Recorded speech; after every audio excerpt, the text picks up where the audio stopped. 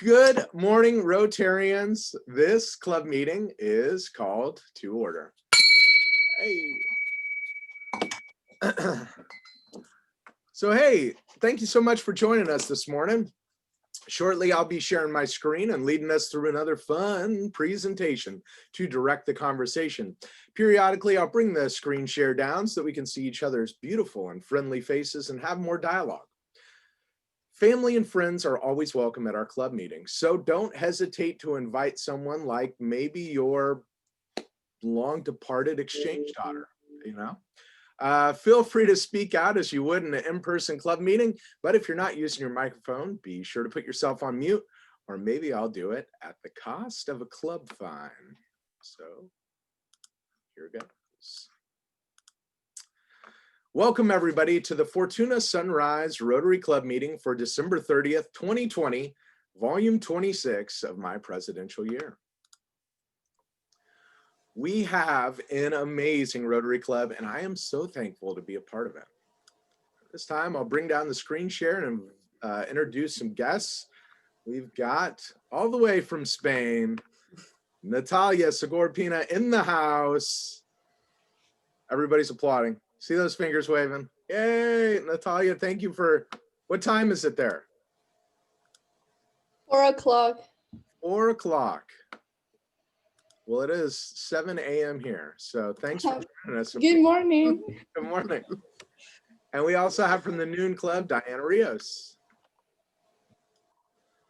All right, thanks for joining us, Diana. All right, and I think as I'm switching through, that's everybody. Okay. Let's keep the show on the road. So at this time, we typically be doing the flag salute, but since it's a virtual meeting and we don't want to see everybody's bellies that are so full from figgy pudding, why not a little bit of American history lesson? Did you know that on this day in 1809, Boston, Massachusetts passed a law outlawing people to wear masks at balls? Why?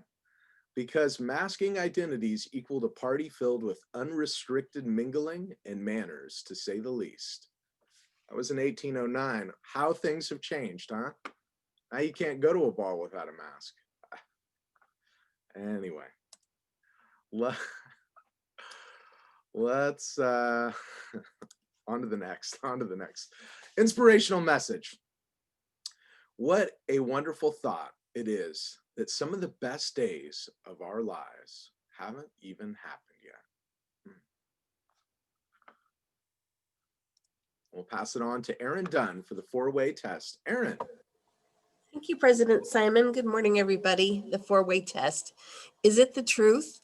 Is it fair to all concerned? Will it build goodwill and better friendships? And will it be beneficial to all concerned? Outstanding. Thank you, Erin. Cool. All right. Hey, so announcements. Not a ton, but why not do a recap on the Fortuna Chamber of Commerce Christmas decoration contest results? The tallies have come in, and let's take a look, shall we? Anybody recognize this house? No? No? Okay. Is that a house you picked up off the internet? It is, but it's from a very special Christmas movie. Oh, that's Griswold. It's the Griswold. There we go. There we go. All right. So business entries this year, we have Roach's Automotive in first, Fortuna Fabrics and Crafts in second place with this fantastic hand-painted window job, and Humboldt Distillery in third place. And they've got that cute little still snowman down there at the bottom. Pretty cute stuff. Residential entries, third place was on 12th Street, second place was on Skylark Lane, and first place, very reminiscent of that Griswold family Christmas lights located on Xavier Court. And I tell you, the picture of that one just doesn't do it justice. You'd be driving down Kenmar and that thing is just lit up. They even put lights around the stop sign. It was wild. So that was fun. Hope some people got out there and checked out all the cool Christmas lights. Simon, just what was amazing to me is I live just down the street from the 14th Street house. Next day after Christmas, it was gone. They were on it. It was amazing. It's like Christmas didn't happen. It's a sad day. Yeah. Well, maybe I'll get the Christmas lights down this weekend. We'll see. Some people are kind of mixed bag on that. I hear some people are cleaning up earlier than they normally would, and then other people are leaving them up. So I guess it's just how much you love it or happy to see it go, or maybe your schedule. See's Candy. Hey, the total tally is in for the See's Candy fundraiser. Hey, and although that we didn't have our normal candy selling fundraiser, we were still able to raise $2,300 from our virtual Pass the Hat. That was just from the club members giving in all of our December meetings. Combine that together though with our club match, and we've got a grand total of $4,600. So give it up. So that money was donated to is going to be donated to the See's Candy Fund, which is created to assist local people with their transportation costs associated with cancer treatment. Fortuna Sunrise Rotary Club. I am continually impressed by your adaptability, your level of service and commitment to our local area, and from the bottom of my heart, thank you.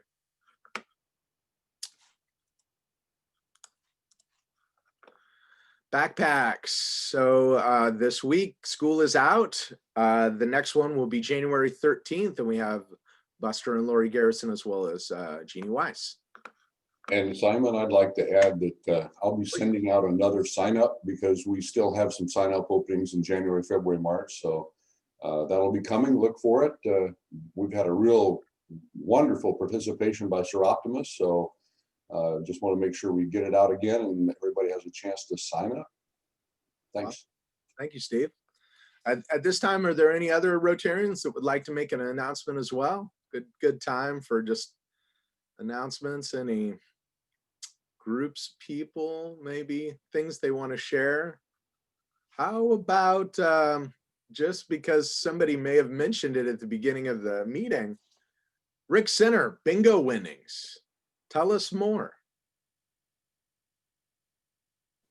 Rick? Well, yeah, had a little bit of Zoom bingo with Greg Barkle's two daughters, Emily and Laura. And his wife was calling the bingo things. They're Christmas symbols. Okay. And so we played bingo for about an hour and a half with the two girls, and that was a lot of fun. Nice. And what'd you win? Did you take this? I won a glorious hour and a half spent with the two little girls. It was fun. Okay. There were no winnings involved. There was no winnings involved. No, Laura ate all of her bingo tokens, though. There were marshmallows and chocolate kisses. Oh, that is super sweet. Did you win any games, or did you let Greg's daughters win? Oh no, you don't let them. They're competitive. They won all on their own. They won all the games on their own. Sure.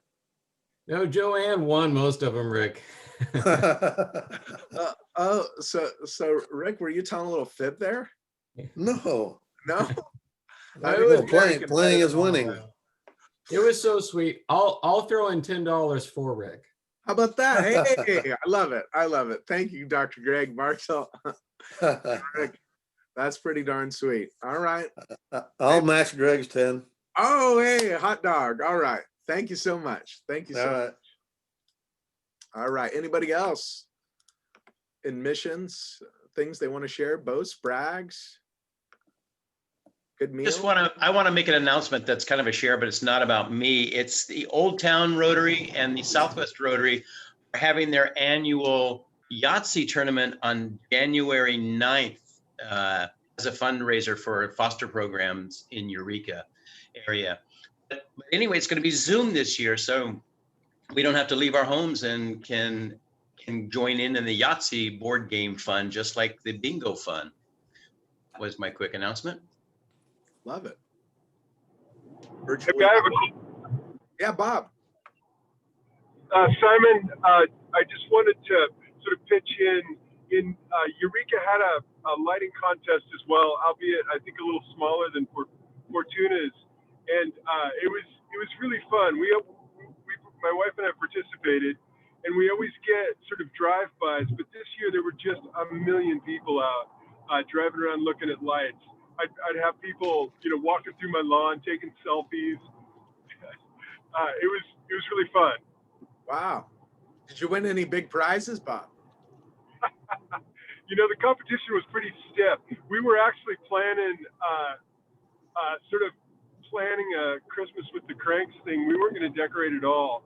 And when Fortuna decided to go big, it inspired us to also decorate. It was a great idea, right?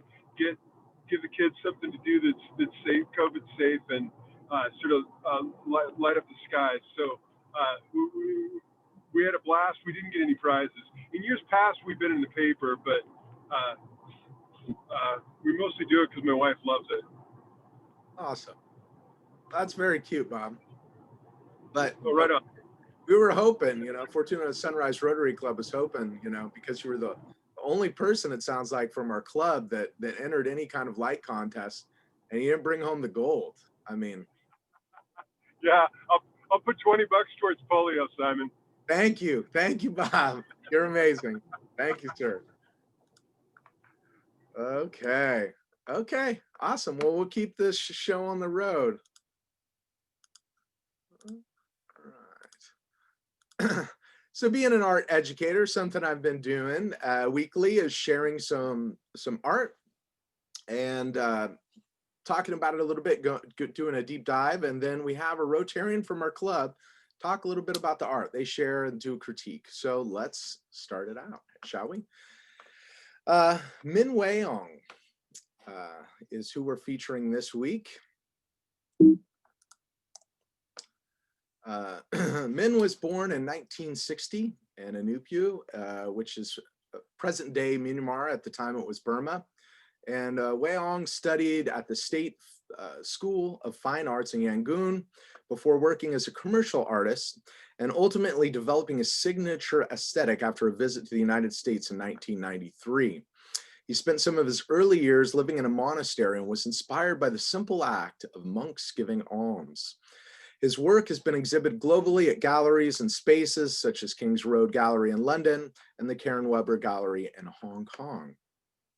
And here we've got three basically signature pieces by Min.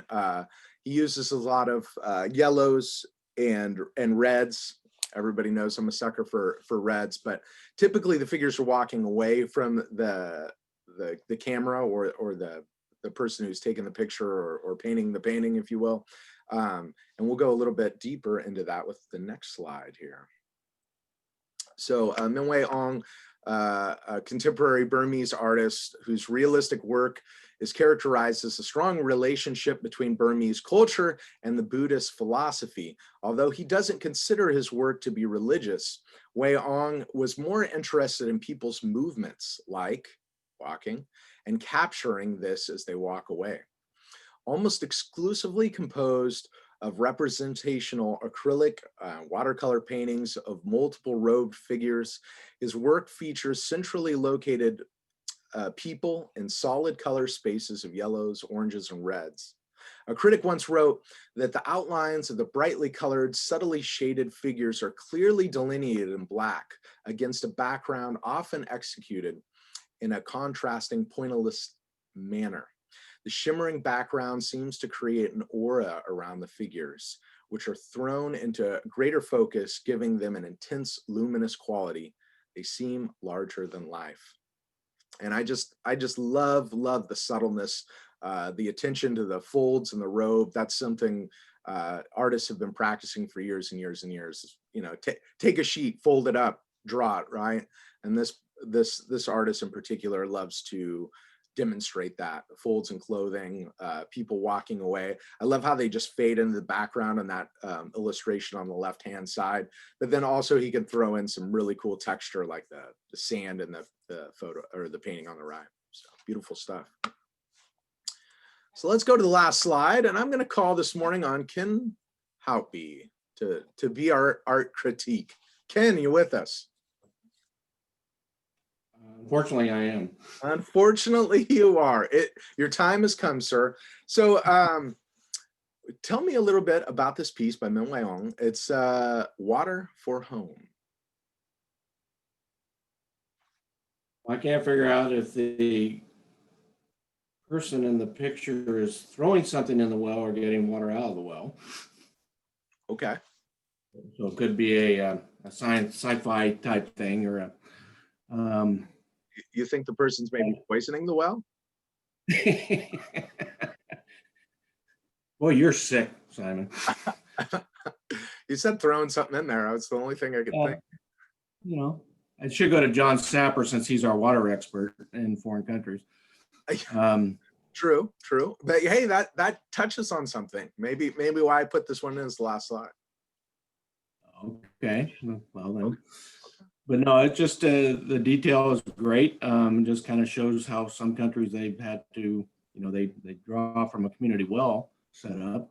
But it's interesting the faded background, or I guess if you call it that, and then it looks like there's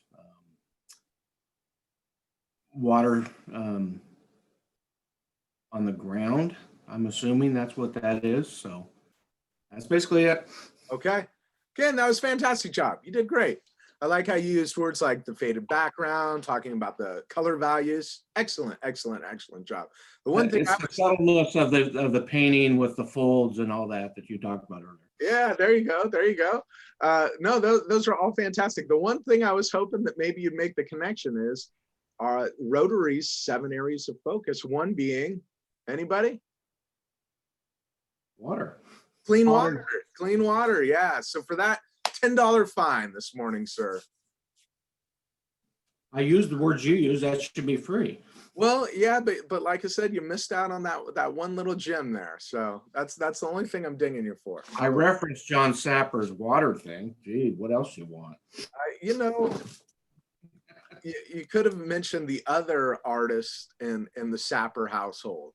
You know, maybe I don't know. Good job anyway, though. Thank you, Ken. I appreciate it.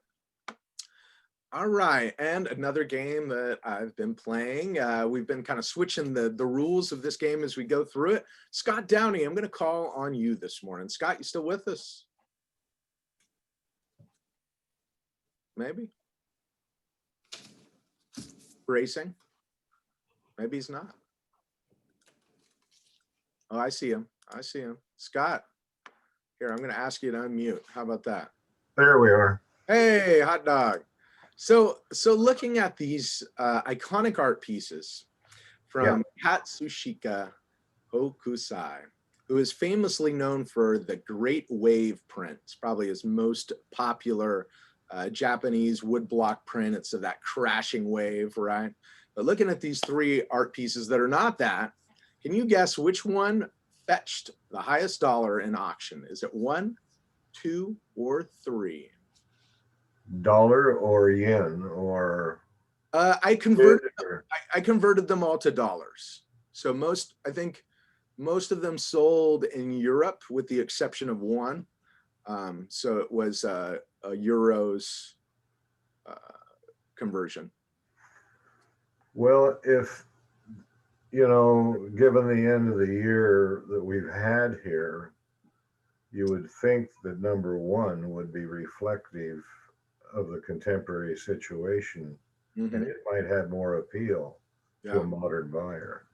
Yeah. So I'll pick number 1. Number 1, Oiwa-san.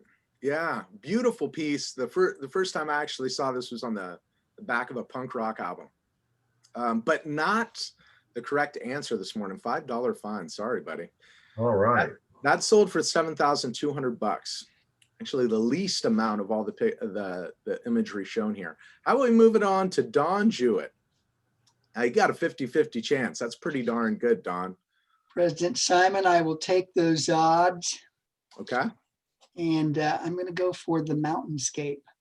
Number 2. Number 2, Shower Below the Summit. Very good guess. Very good guess. A pictorial of Mount Fuji. But incorrect as well. $5 fine to you. That sold for $270,000. But that isn't the winner this morning. It would have been Tiger in a Snowstorm from his Edo period. And that is number 3 on the right there. I stumped you this week. What did number 3 sell for? That sold for $772,000 and $500. Okay. And So what did Mount Fuji sell for? 270,000. Oh, gotcha. Yeah. It wasn't even a race.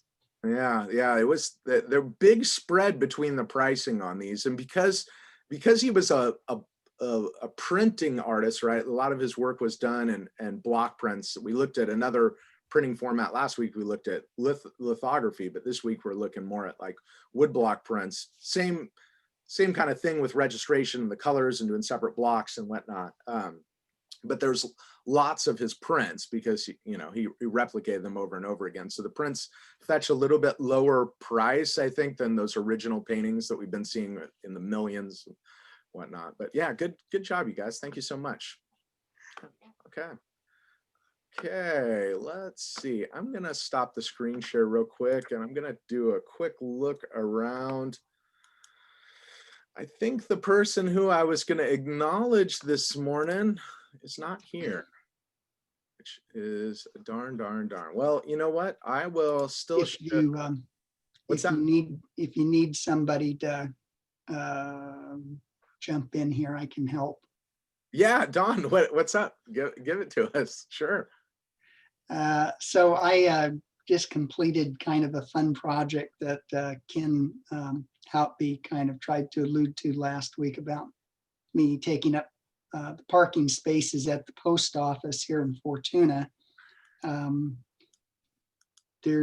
So I got hired to do a new landscape on the 13th Street side of the new planting on the 13th Street side of the post office. And that turned out to be a fun project. Took me 4 weekends to get it done, but looks a lot nicer now than it did before. Before it was kind of a weedy mess of Jupiter's beard, which is a very aggressive perennial that gets out of control, and installed an irrigation system. Anyway, fun project, got paid well for it. I will contribute $20 to the fine bucket.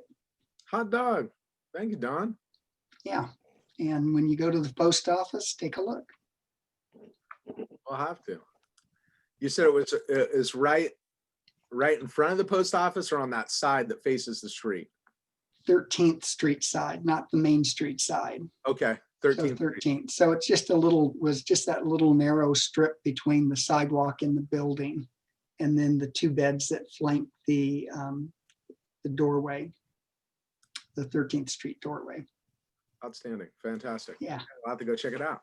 Yeah. Sweet, I thank got you. a lot of good comments from people that were going into the post office, and our new postmaster, whose name is ironically Amy Letter, also liked the work.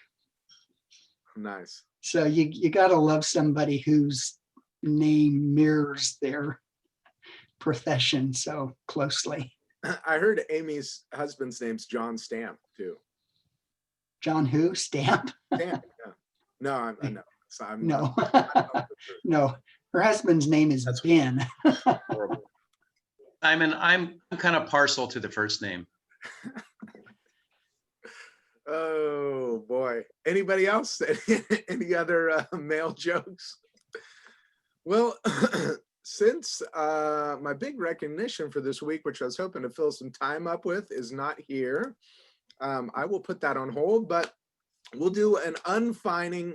So fines are off the table right now. Unless you want to contribute, then that's your personal preference. But let's go around the house this morning and let's all share one good thing that happened this year, because dang it, we need some good news, don't we? I think so. So who should we start with? Does anybody want to volunteer, or should I start? Oh, Greg Bartle's got his hand up. Let's go down.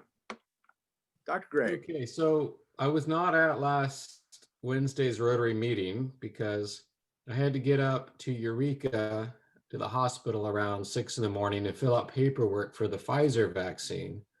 And I received the first shot and I'm still here. Yay. Hey, that's great. Good to hear. Awesome. And so then you get another shot in another 2 weeks or something, or a little bit less? Yeah, 21 days. And Okay. then 7 days after that, then you're 95% covered. But I- I feel like throughout our community, there's going to be some natural hesitance to participate in the vaccine rollout. And I just want everybody to know that as a medical professional and having read the available data, I didn't see any reason not to go ahead and receive it. So I want to be a good example for everybody. Thank you, Greg. I really appreciate that. And my father's in the medical profession down in Loma Linda Medical Center, and he got his first dose as well. I've been seeing a lot of the medical professionals that went on the Rotoplas missions getting their shots as their nurses and doctors and whatnot. So it's really cool to see that first run rolling out, and hopefully this will mean that in due time here, we'll all be having in-person meetings again and enjoying each other's company face to face. So exciting times. So I should also mention that because it uses mRNA, it's not a fetal cell line or anything controversial. Even the Pope endorses it. Okay. Yeah, it's good to know. It's good to hear it too from a professional that's done some research and stuff like that. Yeah. Hey, Greg, how long does it take for the microchip tracking device to kick in? You don't have to answer that. Just use your 5G cell tower. Heck, the answer comes from there. Let's see. Anybody else want to volunteer? Or should I just start going down the list? Raise your hand, shake a finger at me. All right, I'm just gonna start putting you. Oh, Don Jewett. Why not? Yeah, so good things that happened early this year for me was I got to go on a cruise around South America, and it ended up being a half price cruise not because the actual price went down, but because we got to spend twice as long on the ship. So it was a 30-day cruise, started in Buenos Aires, Argentina, and ended in San Diego, California. And we were on the boat for 30 days. So nothing but a big party. Nice. And coronavirus, but that happened at the end. What was a highlight? What was one spot that you stopped at, maybe that you hadn't been before, or was there a place that you just felt, oh man, this beach is magical, or what? Actually, the highlight was the first day of the cruise. We were in Buenos Aires, and we did not leave port. And I went to a estancion, which is a ranch, and watched the gauchos ride their horses, and they were absolutely amazing. I've never been a hugely interested in horse riding, but these guys were doing some of their gaucho games that were on horseback, and when they would gallop towards their targets, it was really impressive. I was really, it really impressed me, which was surprising because, like I said, I haven't been hugely interested in horses, but I thought that was impressive. Cool. That sounds. You'd have to be there to appreciate it. Yeah, no, but it does sound picturesque. What's coming to mind? So awesome. Yeah. All right. Anybody else want to step up? I'm just gonna start working through y'all. I'll go based on my screen. I'll go back to front. We'll start with Bob Judavine. Share something good that happened this year, Bob. Well, first off, this isn't something that happened, but am I the only person when I hear someone talk about a cruise that I keep kind of waiting for the line, the weather started getting rough, the tiny ship was tossed? Is that just a me thing? And for you young folks, that's a reference you won't ever get. It's an old Gilligan's Island quote. So this year was kind of a trip, right, for everybody, and so a lot of the things that I enjoyed, maybe some of you did, and Simon said one thing, and I'm gonna just flagrantly break that rule, but so we worked on our house, we did some cool stuff there, and enjoyed that. I really enjoyed wrapping up my presidency. The last half of my presidency was sort of COVID, right, and And I've just come to think, I mean, the stories that I like hearing and the questions that I've been asking people when I bump into them has to do with, I used to kid my kids, they'd gripe about something and I just sort of shrug and say, well, that's good for your character, isn't it? But I really think that character is not developed in comfortable routine. Do you know what I mean? Character and maybe new neurons in an old brain.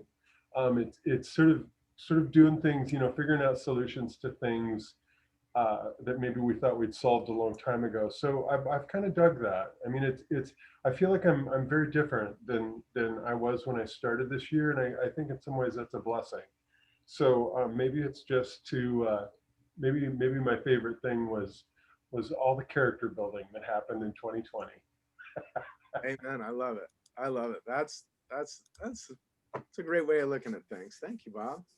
How about we move on to Rick Center? Rick, what great thing that happened besides bingo, obviously?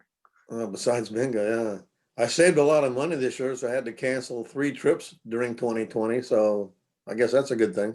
Yeah, some money saving. I mean, that means Yeah. that you can just make more contributions to Rotary, Oh yeah. Also, no eating out. So right? Yeah, the good thing is it's almost over for the year.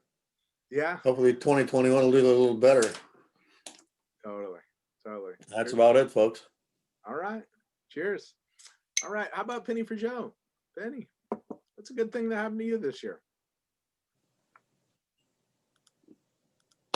I have a very sweet memory. It's a little bittersweet at the end, but my neighbor, George Whitchurch, and I decided during the year that we would have a garden together between our houses, that we'd put that land to use for feeding our families and some others around. And because of his expertise, he was, disabled, but he knew so much about gardening that we had a great garden and this really sweet corn, and I have enough squash to last me the rest of the year, I think, into next year. And we just had an awesome summer doing that. And as you probably know, sadly, he passed away a couple weeks ago. And I just can't look at anything in my yard without thinking of them, but very thankful for just such a great neighbor. He was so kind to me. And so anyway, just, yeah, a good, sweet memory. That's an awesome memory, Penny, for sure. Yeah, the things that we touch in life, right? They have this ripple effect and even past when we leave. And that's one thing I think is so special about Rotary is that we're able to assist and help and make all these ripples in our community and in the world, and they live on way past our lives. So it's just so sweet. That's an awesome way of looking at it. You look around your garden and you see them. That's super special. Thank you, Penny. How about Aaron Dunn? Okay. Good. Good. Want to share this? Well, it's interesting because John mentioned about the Ducks, but I actually had shared about that last week, about them winning the Pac-12 championship. But there was another Duck item, and that is our most immediate past quarterback, Justin Herbert, is lighting it up in Chicago and set a record for the most TD passes by a rookie quarterback, and he still has a game to go. So that's been good. Actually, Zoom's been really good. Reconnecting with family and friends, and even my office, we have a weekly district call. There's 4 of us on the call, and we started doing Zoom, and it was just so much more fun because one's in Santa Rosa and 2 in Ukiah and up here. And so I've really actually been really grateful to Zoom for being able to connect in ways that I just hadn't been connecting. And so I'm actually grateful for that. That's it. Thanks. Love it. Love it. Yeah. Yeah. In challenging times, opportunity comes, and Zoom is one of those things. I think it's here to stay in some way, shape, or form in our careers and in our lives. How about Dr. George Judula? Do you feel comfortable sharing this morning? Oh, not very much. Okay. I have very little to talk about there. it's kind of awful. Hey, well, I will say one good thing is that you're able to come to the meetings. It's great to see you, Dr. George. Yeah, I appreciate it. Thank you. Thank you so much. How about Mr. Walt Giacomini?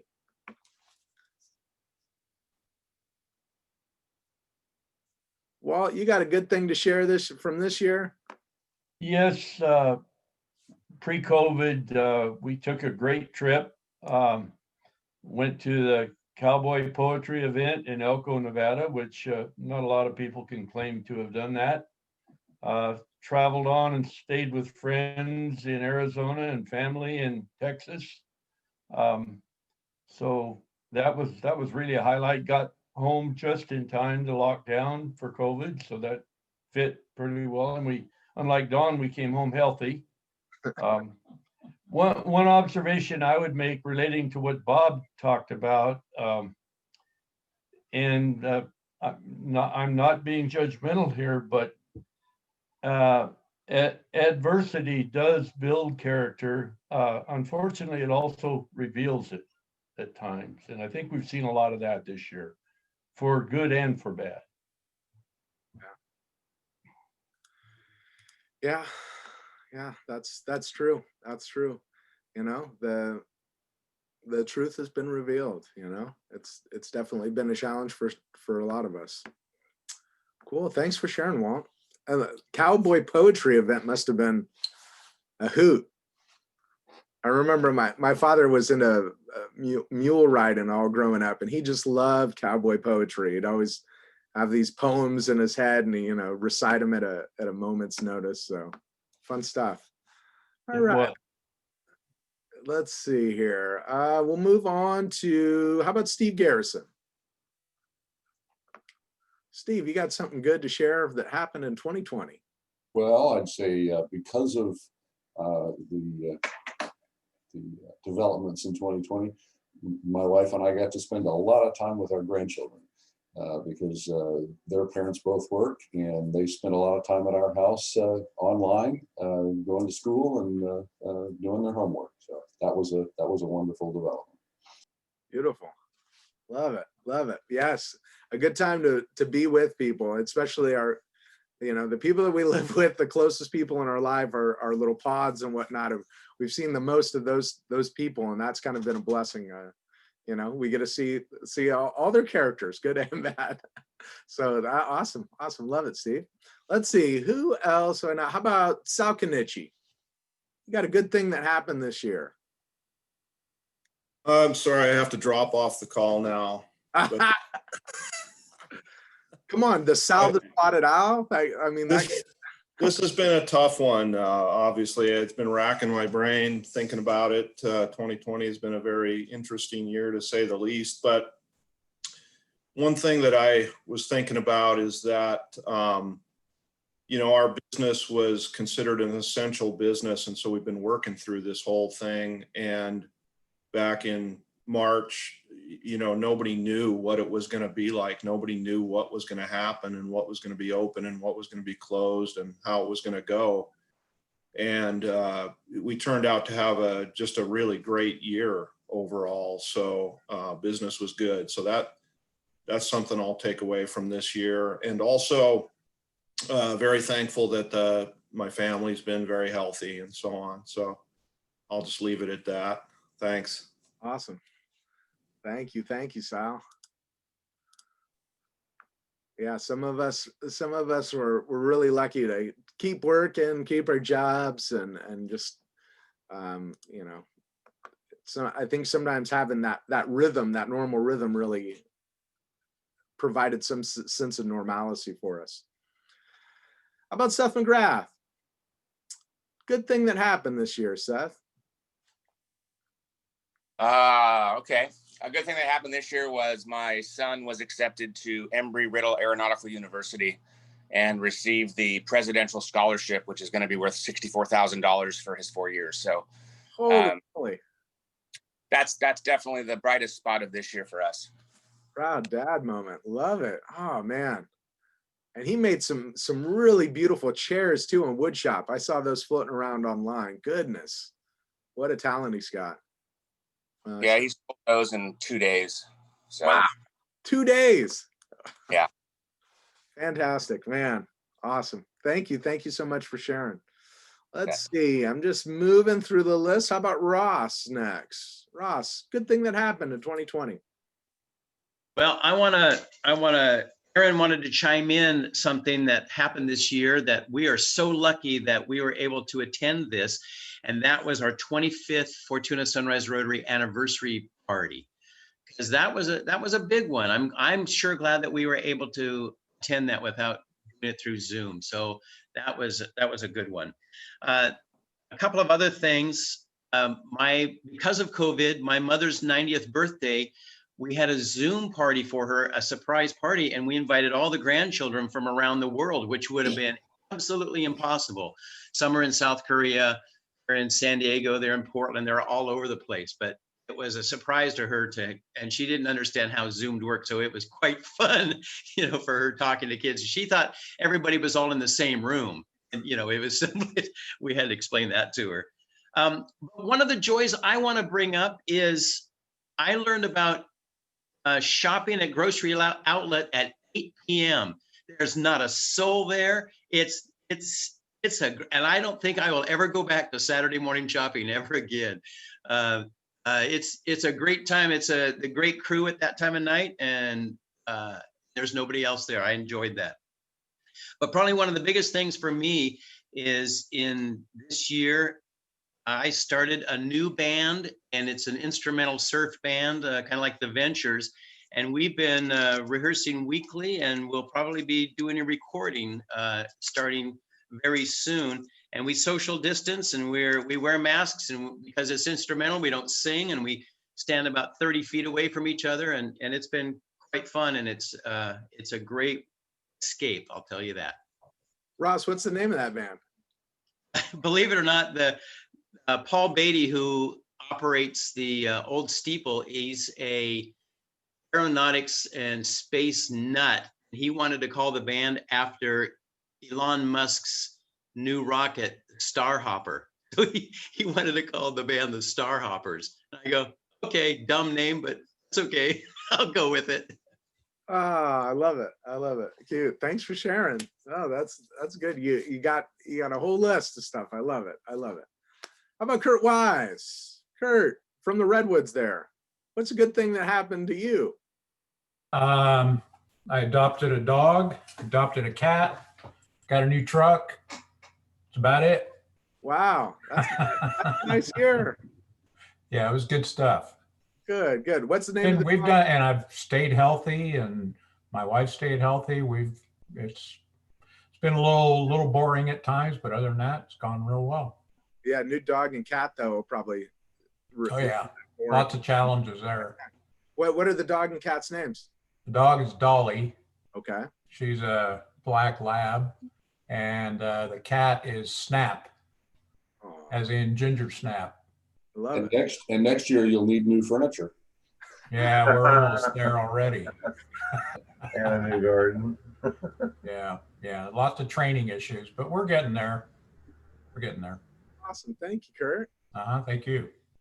Let's see. Why don't we go to one of our guests, because they flew all the way in from Spain. How about Natalia? Share something good that happened to you this year. This year I have to spend more time with my family, so that was pretty good. And I get into the university that I wanted, so that's pretty good. Nice. What's the name of the university? I'm going to speak Spanish because I don't know how to say in English. Oh, that's fine. Universidad Politécnica de Cartagena. Oh, cool. Well, Yeah. what's your major going to be? Have you decided yet, or you? Yeah, I'm studying chemistry engineer. So that's pretty good. Nice. It's hard, but it is good. Great challenges, great opportunities. Yeah. I hope so. Yeah. You're going to do fantastic. I know it. Thank you. Thank you for sharing. Thank you for sharing. Let's see. Keep working through here. Who do we got? How about Dr. Greg Barkdale? Have you shared? I've already hit you. No, I don't think so. How about Good thing that happened this year. I already shared. Oh, goodness. Okay. I got the vaccine. That's right. That's right. You were number one. That was right. Okay, let's see. Let's see. How about Heckwood? Heckwood, a good thing that happened this year. Oh man. So as we've talked about, I mean, it's been a crazy year, but with everything that we couldn't do as we normally would, I think that made a lot more time for family. And so I spent a lot more time teaching Eli how to do yard work around the house and work on projects. We spent this a fair amount of time at the summer at the lake, where we took the travel trailer and left it at the lake. And so when we're there, we had a guest quarter set up, which was a tent outside. We stayed in the travel trailer, but if we had any guests come, they would stay in the tent.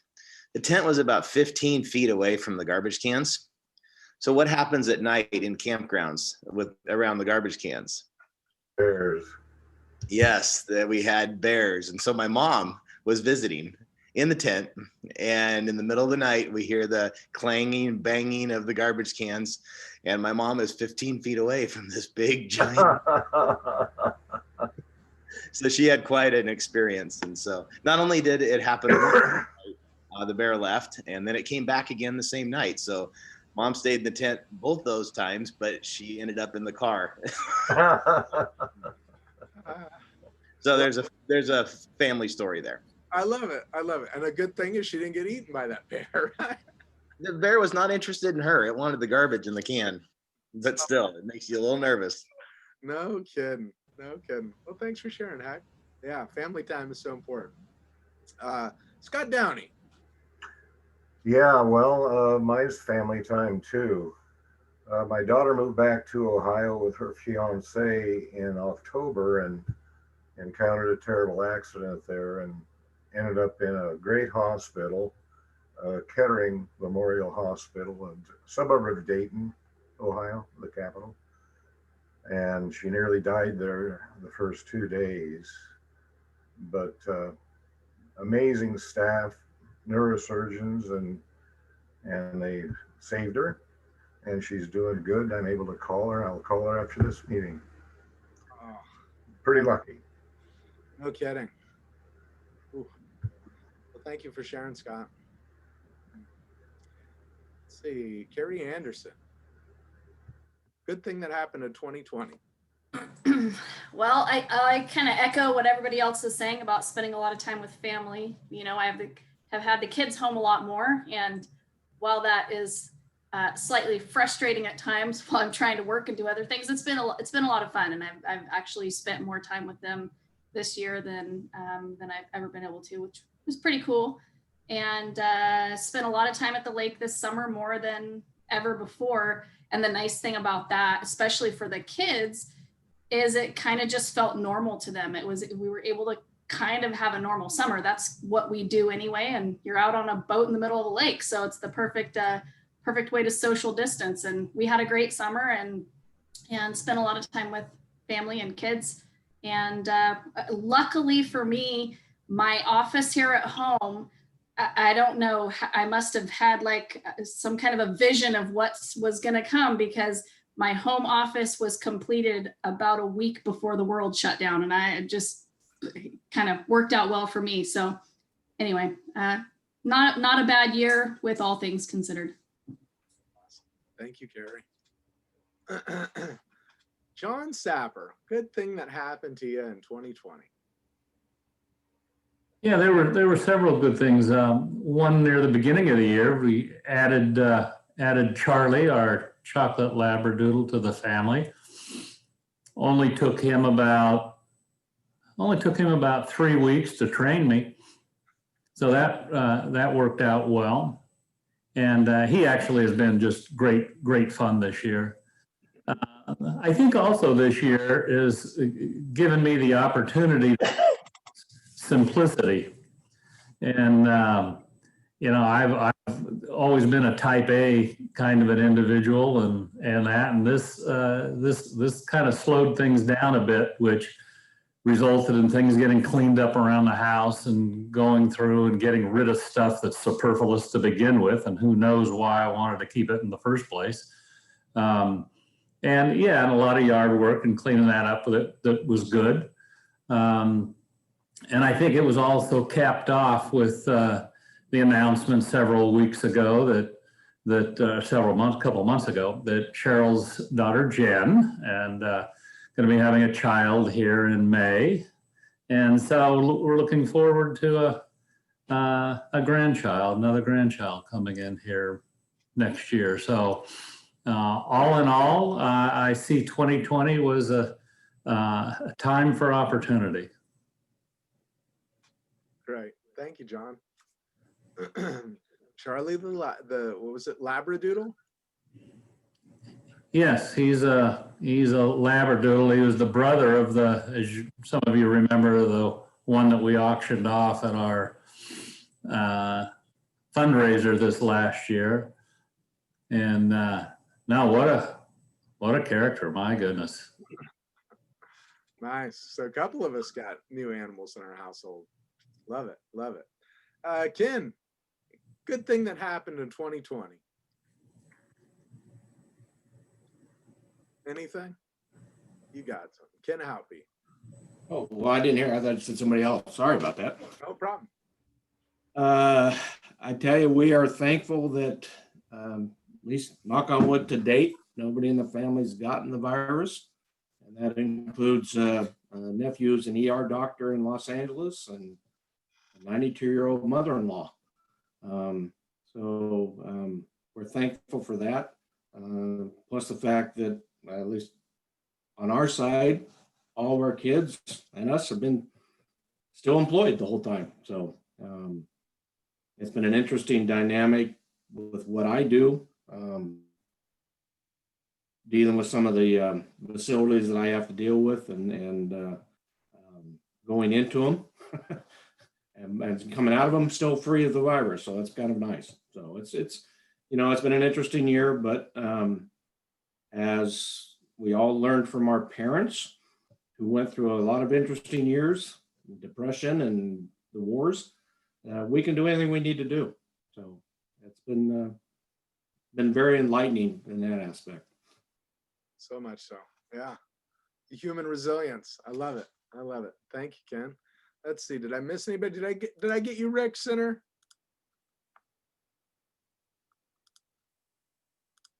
Yeah, you got me. All right. Let's see.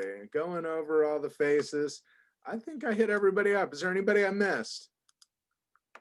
No? How about I'll end with myself. And I'd say a good thing that happened this year was I got to be the president of this wonderful Rotary Club on such an interesting year. And a couple of club members have mentioned that they're thankful that it was me in the president's seat with all these virtual meetings and juggling the technology and stuff. And it's just been a delight doing this every week, and I really enjoy it. It's been a lot of fun. It's been good motivation to draw some different things, like all of your faces and stuff. And so I've just really been having a kick doing it. So thank you so much for allowing me the opportunity to be a leader, and I look forward to more. I still got another half a year, so cool. Thank you. Anybody else? Anything before we part our ways? We're kind of getting to that one. I'm kind of glad we didn't have the special recognition this week, because that went a while. Okay, how about a drawing? Let's do that. To $50. $50. As you may remember last week, Aaron Dunn got the golden egg. Who will be the winner this week?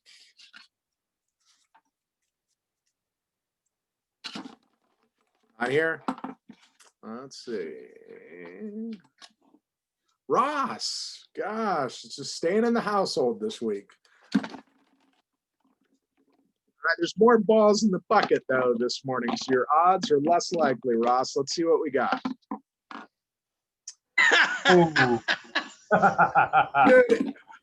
I'm smelling. It seems rigged. All right, $50 to Ross. Thank you so much, sir.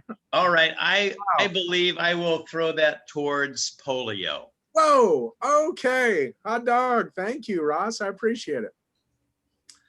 All right, well, thank you so much, everybody. I hope you have a wonderful New Year's. I know it'll be different than any New Year's of the past, but if you're like, I don't know, most of us, it might just be similar, sitting in bed. But if you do make it to watch the ball fall, good luck, okay? And be safe and responsible, and we'll see you next year, all right? Happy New Year, everybody. Happy New Year. Bye, everybody. Close. Bye, Natalia. Bye. Thank you so Bye, much. Natalia.